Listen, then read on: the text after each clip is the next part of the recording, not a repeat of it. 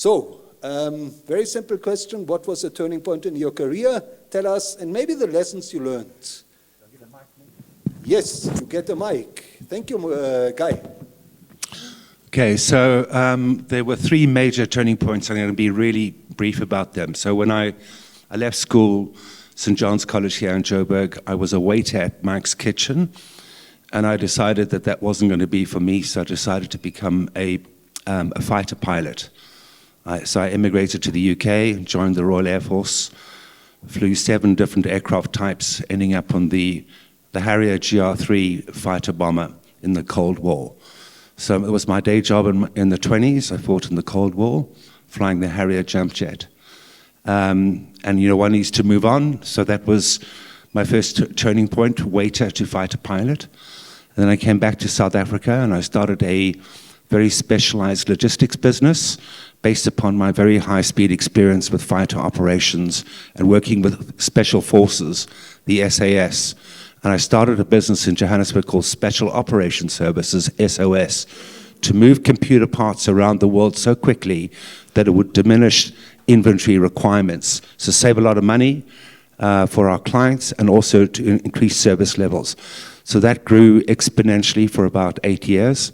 And what I discovered when I was building the business is I could see that my people were not focused on my strategy, how we were differentiated. So to cut a very long story short, I created this model to actually codify our DNA, our blueprint in mathematics, and then converted the formula into an art gallery.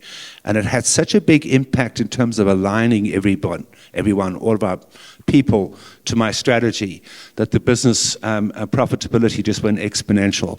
So when I sold that logistics business to a private equity investor, I was fairly convinced that I wanted to take this blueprint model so that any organization's DNA could be codified to align culture to strategy. And then I started Blueprints in 2001. We subsequently ran the program with 140 organizations. Our most recent right now is shifting the strategy at Dis-Chem with 22,000 people from pharmacy retail focus to integrated healthcare, etc. So all of our clients, where they have a very specific strategy to be realized that requires the hearts and minds and hands of their people to be part of that transformation. That's essentially what I do. Mathematical formulas expressed in art, measured in statistics, and then inculcating that into every aspect of the organization to drive high performance. And then finally, I lecture at 3 MBA schools, and they do academic case studies on the work that we do with our blue chip clients, where they've transformed and then the impact on the financials. So it's really a business model transformational process using art and science, mathematics and art. So it's the logic and the magic to transform people towards a CEO strategy. So that's my journey. Thank you, Guy. And what would be your advice?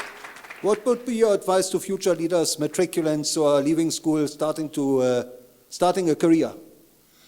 Nick, on that score, I think that there is, in South Africa in particular, there's a huge opportunity to actually not go the corporate route, to carve out, to really see if you can establish something that is unique, that always solves a problem, okay? So as an entrepreneur, if that's what you want to do and succeed at, you've got to solve a problem. And if you can create something that is unique, that you can test, and has efficacy and has credibility, to go it alone, I am a great believer in small businesses and SMEs developing in this country versus the corporate environment. Thank you, Guy. Raymond, you are probably the leading sports administrator in the country, possibly the continent. You've been serving at board level for SAFA, FIFA, and others. What was the key turning point in your career? I think there are basically 3 points. Firstly, a job is not a job. A job must be a passion. You have to wake up in the morning and say, I want to go there. If you're going to say, oh, I've got to go to the office between 8 and 5, don't go, okay? You're not going to be productive. You're not going to be a benefit to anybody. You need to understand that you have to have a passion for what you do. My passion has always been sport. I've been fortunate to be involved in sport from the lowest to the highest level. You have to understand that that passion has got highs, that passion has got lows. You also have to understand that if you're at that level, you have to reach a certain date, okay, and what I call the sail-by date. Nobody should go on forever because new people come up, new ideas come up, and you have to be able to produce those new ideas and to take in those new ideas and be able to recognize them. We have the youth of today, okay? The youth of today have to realize two things. A job is not an entitlement. A job is something that you have to earn. You have to have the passion to want to continue with that. And you have to understand that you don't always have to follow.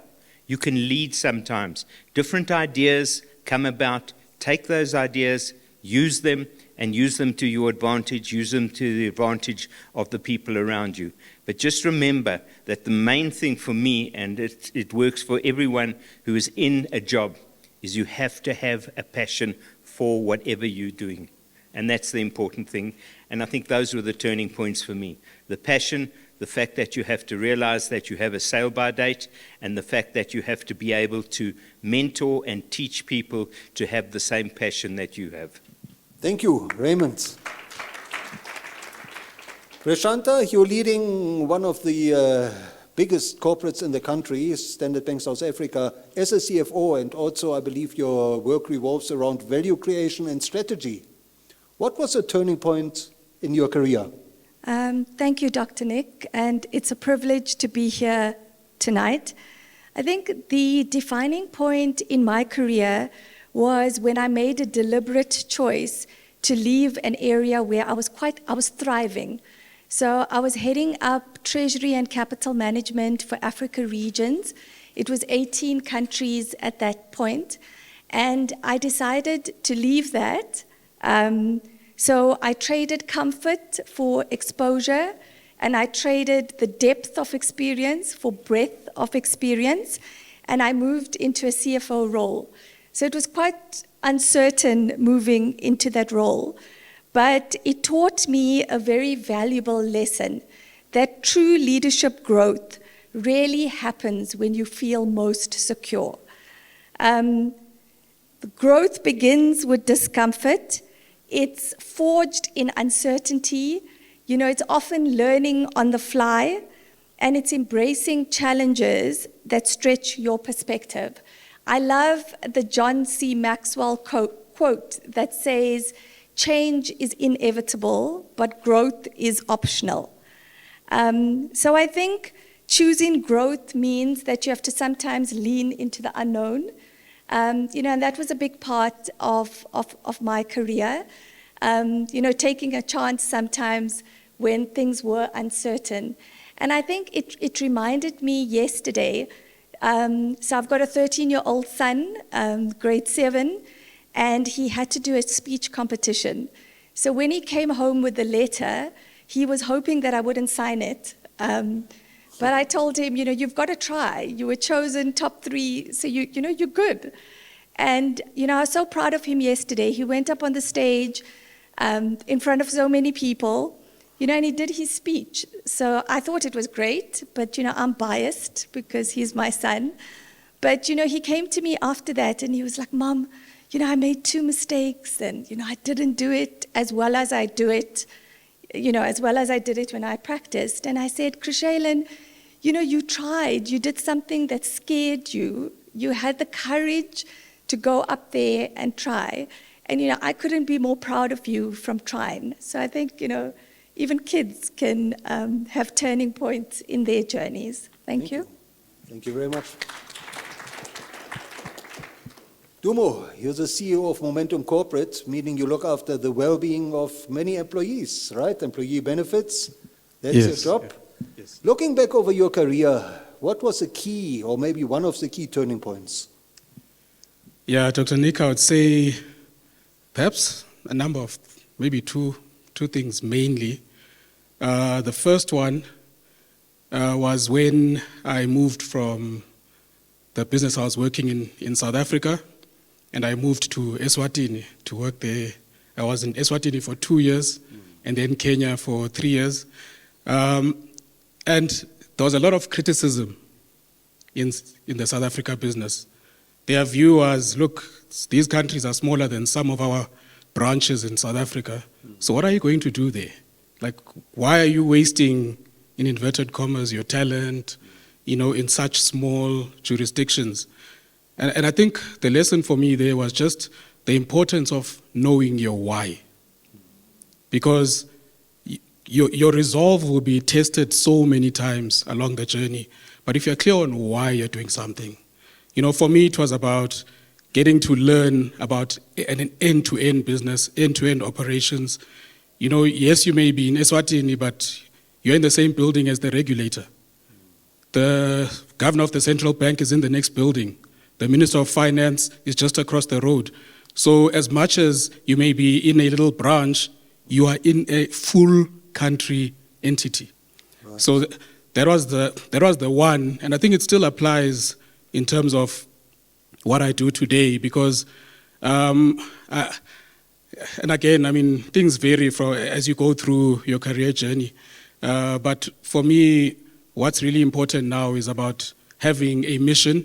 I think Zach Brown, the CEO of McLaren Motorsport, he in his book, 7/10 of a second, he calls it the need to have a quest. And for me, the quest is about how do we broaden and deepen financial inclusion in our country. And employee benefits has a critical role to play in that. We look after 7,000 employers, 1.2 million people in South Africa count on us every day, them and their families. And then I think the second one is, great opportunities don't come dressed in gold. Very often they're dressed in overalls. That work that no one else wants to get involved in, and they think it's too messy. But sometimes that's where the growth comes from. I got an opportunity to run the Africa outside of South Africa business in Momentum. Then I think we were in about 14 countries, and there was a need to cut the portfolio down to 6. Who would want to do that? So the time came, the opportunity came, rolled up my sleeves, went in there, worked with a great team. And again, it wasn't dressed in gold, but that's the opportunity that led to where I am today. So I think very important to not always wait for the opportunity to come with a ribbon, a bow on it. Right. Sometimes it is dressed in overalls. Thank you. Yeah. Thank you, Dumo. Oh, awesome. And Kamini, as a marketing director for MasterCard Africa, you're in charge of big territory. Looking back over your career, what was the turning point? Thanks, Dr. Nick. So I think from my side, I have 2 turning points, maybe focused one on the what and one on the how. From the what side, I studied marketing. It was something I always wanted, and then I found myself 6 years later not in marketing. I was at Unilever working in category management, and I think that turning point was when I deliberately decided to choose experiences over titles, and that meant moving to marketing at a lower level versus promotions in customer, just because it's what I wanted to focus on. And actively making that decision was really difficult. I had a lot of people looking at me like I was insane. But I think it was the right thing, because when you follow, it's similar to what you said around finding your passion and following that, the promotions and the titles come after that. So I think that was the turning point, making sure I actively look at my career and choose experiences I want for the end goal rather than just for the glitzy short-term title. Thank you. And then from a how, this was around, I was at Coca-Cola and we went on a Women in Leadership Summit, and it was all around like looking at your inner voice and figuring out what you want. And I think during those couple of days, I realized one of the things I wanted to be known for was growing leadership of women of color on the continent. And through that, I was able to make specific decisions, and leading marketing and comms for Africa definitely supports that as well. But also leading internal events. So I lead and I chair the Women Leadership Network of MasterCard Africa, which also gives me the opportunity of really growing talent and making sure we're able to empower women to make sure that they're able to take as many roles as men in the future. Thank you. Thank you so much. As they say, sharing is caring. So thank you. And please make sure you get your book. And if I may ask the next 5 authors, I think we have KG, we have Janet, we have Keith, we have Faith. Who else? Who am I missing? Any author? Any other author in the room? Yeah, please come forward. Please come to the stage. Ah, wonderful. Sneh, thank you. Thank you, thank you. Okay.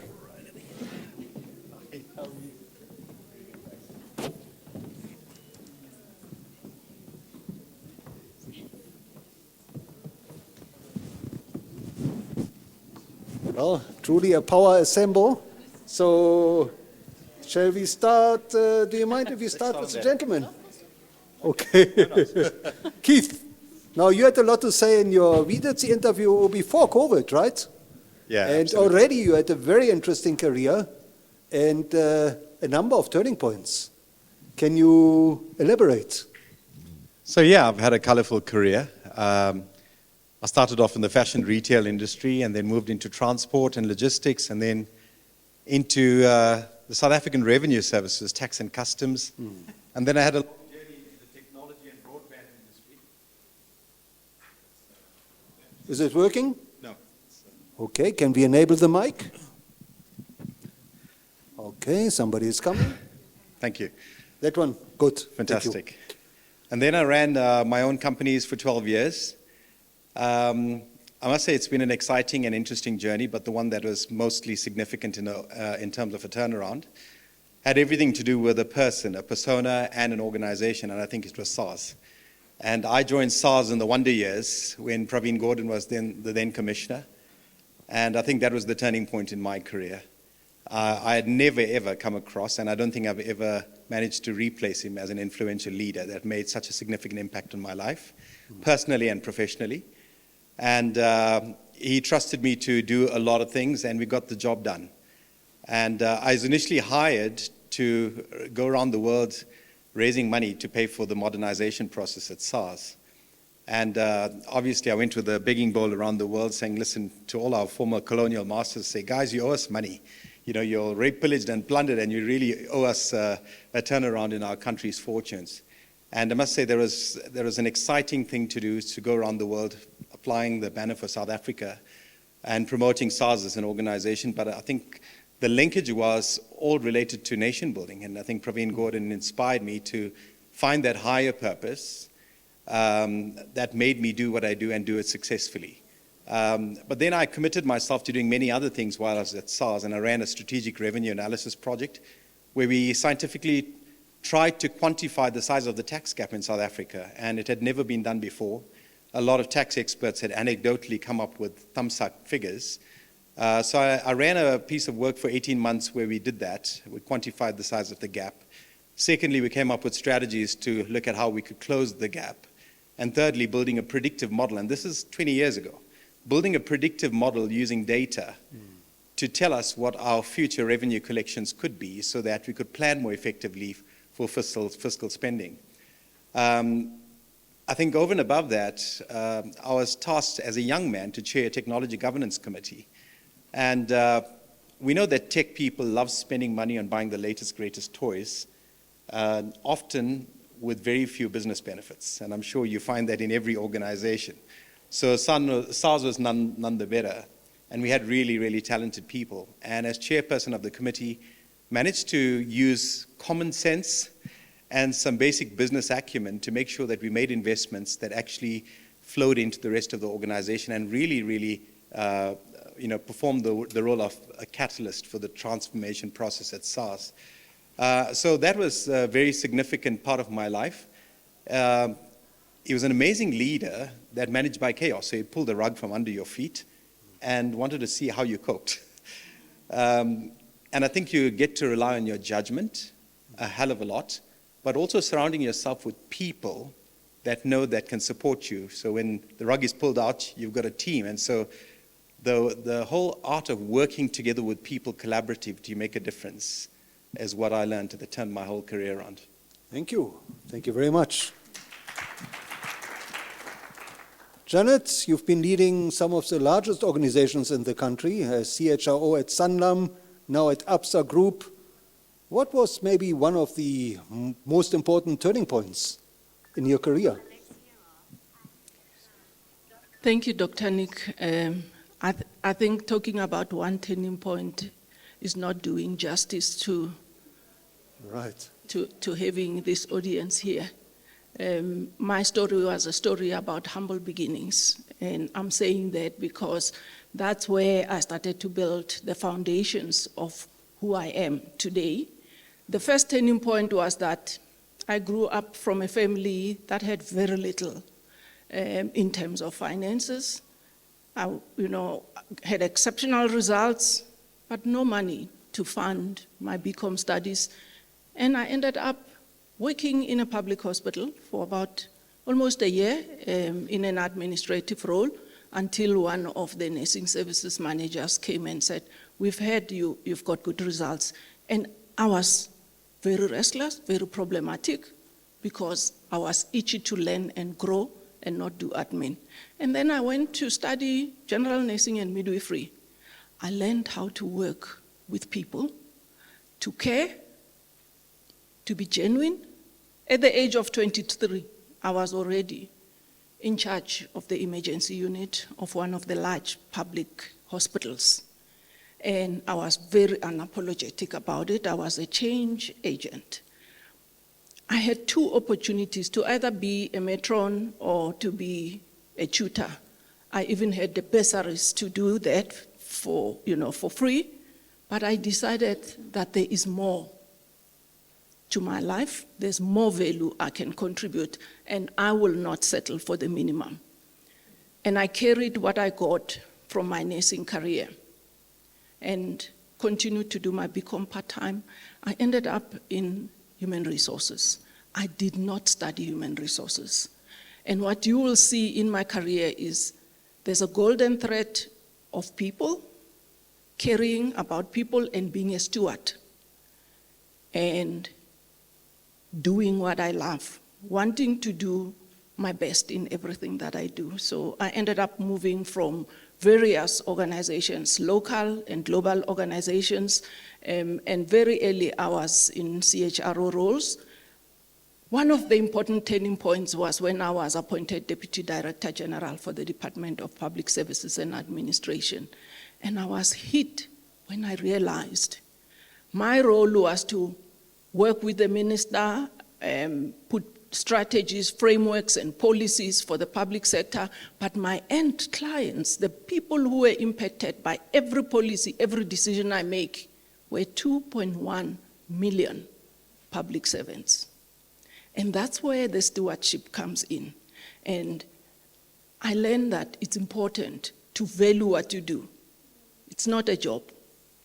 Take it seriously, and when you value what you are doing and you realize, like John Maxwell said, he's one of my mentors, everything rises and falls on leadership. I've always carried that with me. And as the various roles that I have been in, there were transformational roles. I have, implemented changes, brought in technology, transformed organizations, but not on my own. I did it through people, with people, working with leaders and through leaders, because no one wins alone. And I also learned that you can't give what you don't have. And that's why I invested a lot in my own growth, because I need to do justice to the people that I want to add value on. What value will you add if you have not built value? I've learned that, and I still do that. And you can see the connection with my health profession, being a leader, being a good steward, and I've worked for technology organizations. I've always used technology everywhere I go. Those were the golden threads.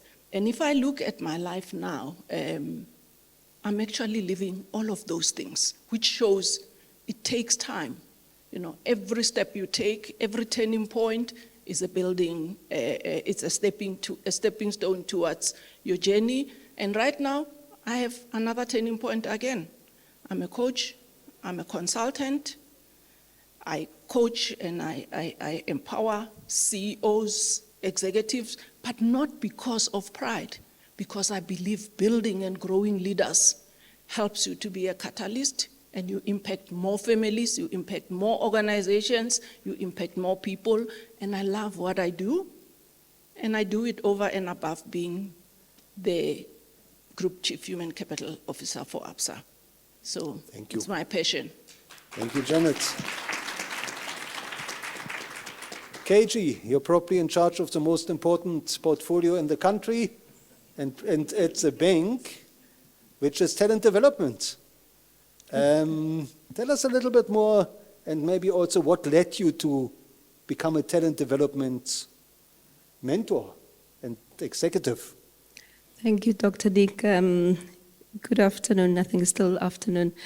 I think that's very brave of me, having to speak after my boss.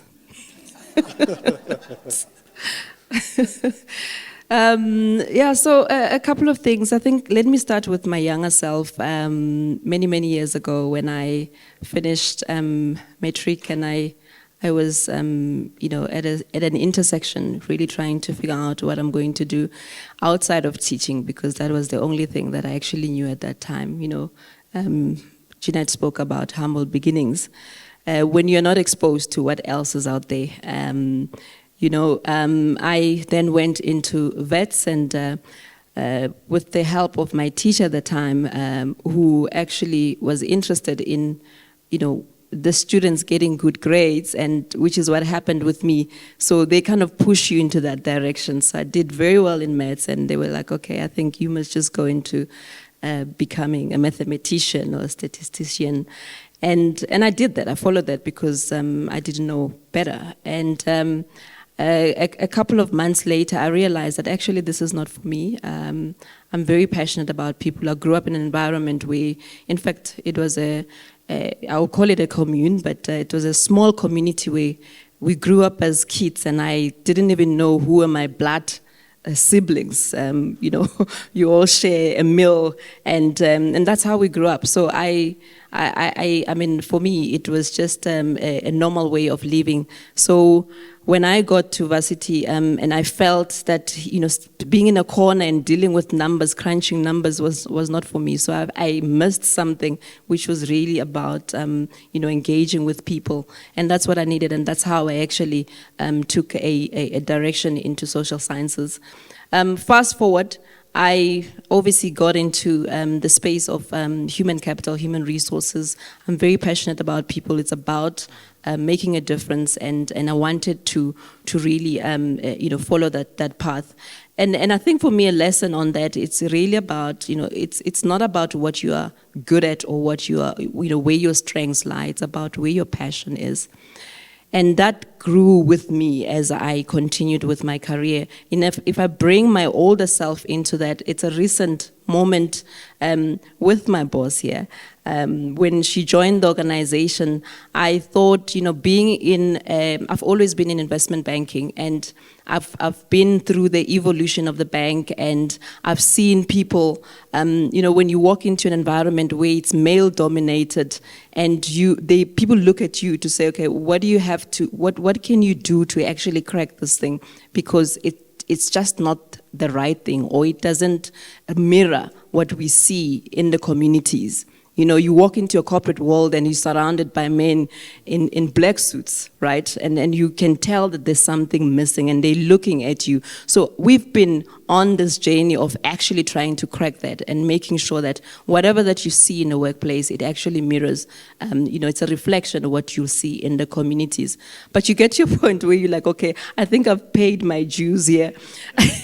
I need to try something else. And I was also in that mindset of, how do I reinvent myself? Because I've been in this industry for a long time, and I want to do something different. So when myself and Jeanette sat down, and I said, I think it's time, I need to actually move into a commercial role. And I thought that having been in human resources for a long time, there's so much that you can actually put on the table in terms of helping the organization to navigate, the challenges that we are seeing. And one of the things that I did at the time was to adapt, as in changing my studies, and I didn't even know that adaptability was going to be one of the power skills that you require in navigating the challenges of today. So when I had my conversation, again, it went back to, what is your passion? What do you want to do? And we came to realize that actually it's just an itch that I have because I want to reinvent myself and I want to do something different. But at the end of the day, where your heart is where you belong. And I've never looked back. I think if I look at the work that I have been doing and the impact that the work that I've done has had on many lives, beyond the corporate world, by the way, because for me, the world of human capital has evolved so much that it's not just about the impact that you make in an organization, but it's within the communities that we operate within. And my passion is really about this continent, and I mentioned it earlier for those of you who were here.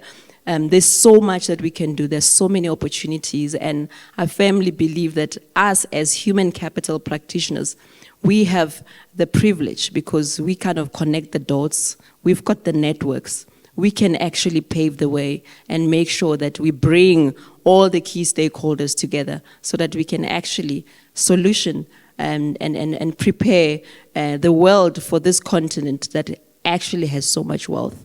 Thank you. Sneh, you're one of the most prominent leadership voices in technology. As a former CIO at Discovery, now the CIO at AECI. Yet your career was not a straight line, right? Mm-mm. Can you share? Absolutely not. Awesome. Good evening, ladies and gents. Good evening, Dr. Nick. So no, absolutely not. So absolutely echo what everybody has shared in terms of just the sentiments around the fact that our journeys are never a straight line. I think they are never linear. For me, my journey with technology really started after matric. So what I did was, I had no idea what I wanted to study post-matric, and so I took a gap year.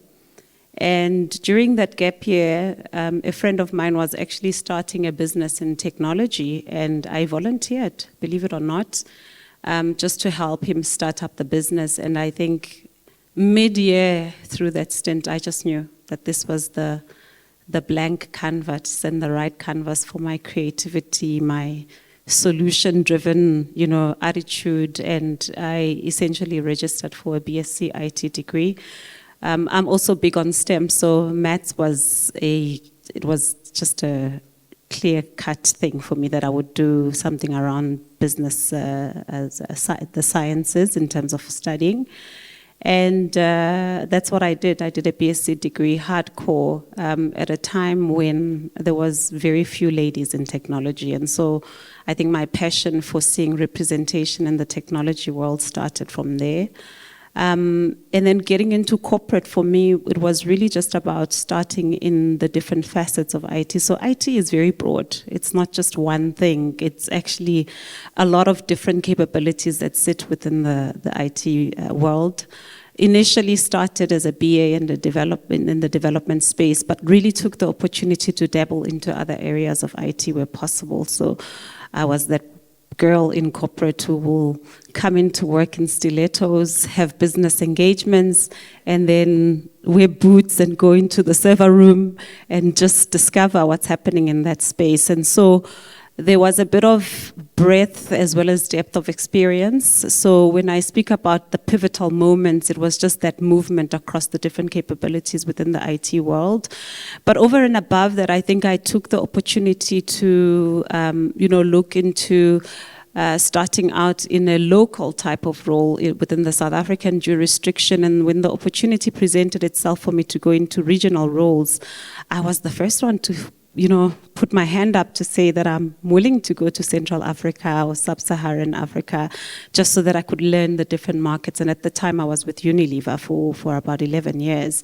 And within Unilever, I think I probably did like I don't know, 12 to 13 capabilities within tech, moving into the different spaces from BA to developer to project management to the different facets in tech, as well as taking on local roles, regional roles, and eventually taking on a stint in India, which was a global role that was going to influence almost 190 countries. So at the time, this was like 10 years ago, at a time when agile transformation was quite a big thing, and Unilever was looking for somebody who would spearhead a global release management framework that would then be a protocol and a standard for Unilever globally. And so that year for me was probably one of the biggest moments in terms of growth, living in a different country, different region, obviously understanding and leading teams that live in different cultures and different worlds. And so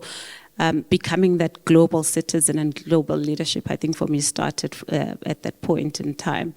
And then coming back to South Africa to lead within a multinational space where, you know, if you think about a Discovery, very much big on digitization, digital products, selling digital products. And so, again, that was another pivotal moment for me where I moved away from manufacturing of goods to services and really tech as a service and digital products as a service, and really being able to then articulate the technology expertise to really linking it to what Keith spoke about, which is the bottom line of the business, is quite critical. And so one of the critical moments, and I think it's one of the leadership skills that I've learned over the years, is how do you articulate some of your technology investments, especially at an ExCo and a board level, and investment committees. How do you articulate that in a way that enables you to bring in the business acumen? Because we don't do tech for the sake of tech.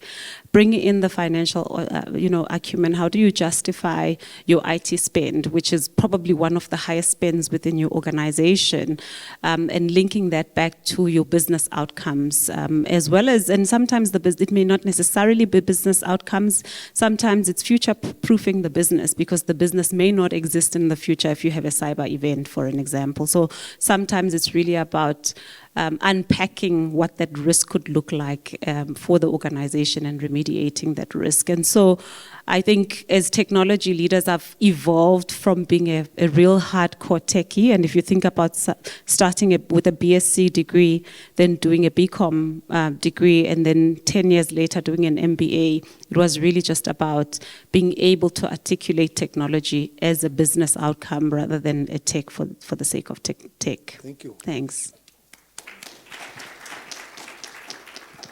And Faith, you just won an international award for your Metro FM talk show.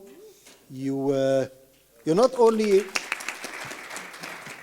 So Faith is not only a radio show host, she's creating jobs, she's running her own leadership and technology institute.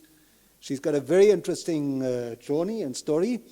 And at your interview in around 2018, you shared your vision for the country. So maybe you can tell us about that, what led you to the work you're doing for the country and for the youth. Sure, and thank you, Dr. Nick. So I shared my story a little bit earlier on as to the why. Why do I do what I do? And obviously I went and I gave you a background of my family upbringing, which was less than perfect, to say the very least, and quite... traumatizing at some points. Texas, one day I got a call from my international office, and the international office says, Faith, after class you have to come down to the international office, we need to see you. It was back in those times when drugs were found in the braids of young women who was flying. Remember those times? Terrible times for South Africa. And I never had braids, but I did do a little bit of a scratch in my head, because I was trying to figure out what would the international office want with me. And I was this broken young woman from Lombardy East who had managed to have this opportunity to go to the United States of America, leaving my mother and my 3 siblings behind, knowing very well that my mother was not working. And somehow, I had about 13,000 Rand I was earning at the time, and I had to feed my family of 4 now, or 5. And so here I was in America, worried about my mom, worried about the kids at home, and I get a call from the international office and they say, we need to see you. And as I I go to the international office, I get into the room, and it was a full boardroom. And I thought, oh, Hela, now I'm in trouble. And one of the ladies came to me and she looked at me, she said, Faith, do you know why you're here? I said, by the looks of all you guys in America, no. And I thought I was going to jail. For what? I don't know, but it's the guilty first. And she looked at me and she said, well, Faith, the most amazing thing happened, which we have not had at the University of Texas. We got a call from the White House. And President Barack Obama has personally asked you to give a speech on the development of the African continent at the town hall that will be held at Washington, D.C., where you have got full carte blanche to say whatever it is that you want to say, and then after that he would like to meet you. And I thought, and I want to bring to context that I was in my 20s at the time, so I said, that's all nice, but do I get to take a selfie with him? And they were just like, what do you mean? You're meeting him. So, and indeed, the speech is available on YouTube, you can see it. And indeed, in Washington, D.C., I got an opportunity to not only meet President Barack Obama, not only give a speech for him, but I will never ever forget, this was the turning point. He was standing on the podium just like you are right now, Nick. And I'd just given a speech, so I had to sit on the sides. And his head of security, you know, you see they walk around with their securities and they do the whole eagle has landed thing. It's a real thing, it's not in the movies. And he tapped me on the shoulder as I was sitting and I was listening to the speech. He was about to conclude his speech and I was listening. He tapped me on the shoulder and he said, I want you to be ready. President Barack Obama is looking for you. And I said, what do you mean he's looking for me? He's on the stage. He said to me, ma'am, he was a very white, scary, tall guy. And he said, ma'am, just be ready. President Barack Obama is looking for you and he's going to find you. And I want you to stand as soon as he leaves the stage. Just stand. And I said, cool. And indeed, as he concluded his speech, he walked on over. And I think you can even see it on the YouTube clip. But as he concluded his speech, walked over, I stood, and he came right up to me and he said to me, Faith, well done on giving such a beautiful speech. But I can't wait for the day that I introduce you. And I thought to myself, this girl from Lombardy East who's had to figure out how to navigate life without a dad somehow makes it into this foreign country, and somehow out of 50,000 applicants to the program, there were 50,000 people who applied. There were 500 young African leaders who were chosen. Some went to Yale, some went to Dartmouth. I went to the University of Texas in Austin. I ate great cookies at that time. And I said, somewhere, somehow, purpose managed and power managed to locate me in spaces that seem impossible. And when you experience something like that, you realize that this life that you live is not just for you. That you cannot be engulfed in the glory of today, that you forget that there's still a job to do. And I think that profoundly shifted who I am, because I thought, if he knew just how broken I was, if he knew that my daddy left, if he knew that I'm struggling to pay for my siblings at school, if he knew that sometimes my mom I had to pawn my mother's wedding ring off at cash converters in the middle of the month and get it back at the end of the month because we did not have petrol to get me to work. If he knew all of that stuff about me, would he have chosen? And then I realized that sometimes the ordinary people are used to do extraordinary things to show how beautiful life can be. And that we all have the capacity in our ordinary selves to do something extraordinary. And I think for me, that was the shift. It was ordinary me can be used to do something extraordinary.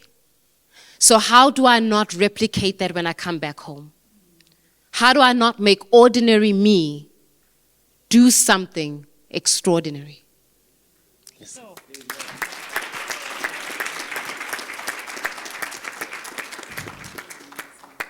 Thank you. And connecting the dots in your leadership journey, I wouldn't be surprised if we're looking at South Africa's first female president. So unfortunately, as I said, we have a hard stop at 1800. I think we went beyond because they have to turn around the room. I don't want them to kick us out. So thank you so much for sharing. Thank you. Please make sure you take your copy of the book. And thank you. This is a blessing.